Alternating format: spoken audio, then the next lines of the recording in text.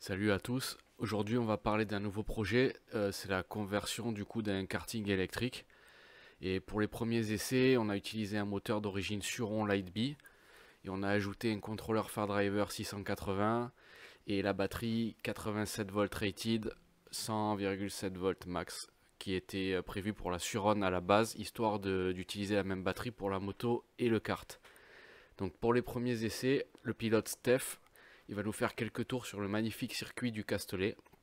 Donc c'est un pilote qui débute, un poids de 90 kg, les conditions météo sont violentes, on a 37 degrés à l'ombre et c'est la canicule à bloc. Oh, c'est la classe!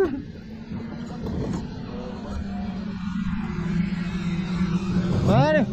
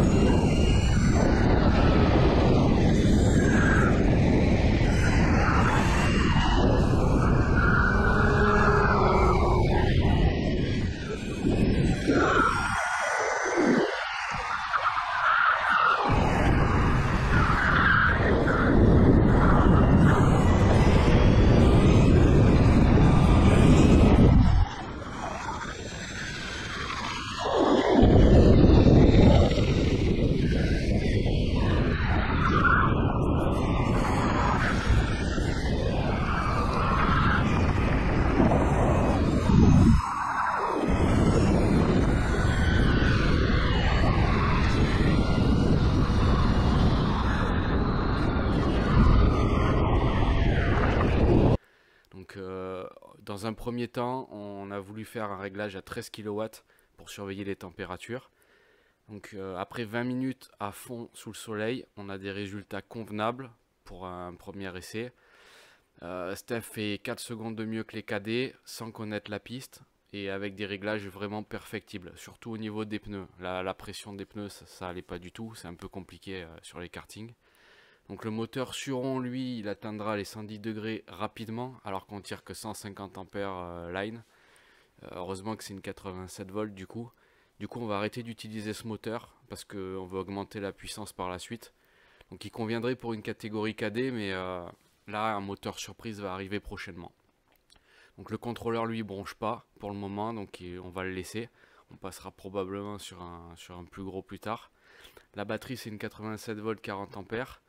Elle s'est vidée de moitié entre 20 et 30 minutes, donc c'est raisonnable. Les cellules, elles ont atteint 55 degrés en plein soleil.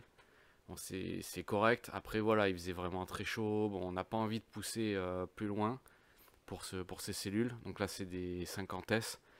Donc on va quand même réfléchir à un meilleur refroidissement du pack. Parce que là, il était en direct au soleil. Voilà, il faudrait peut-être le protéger.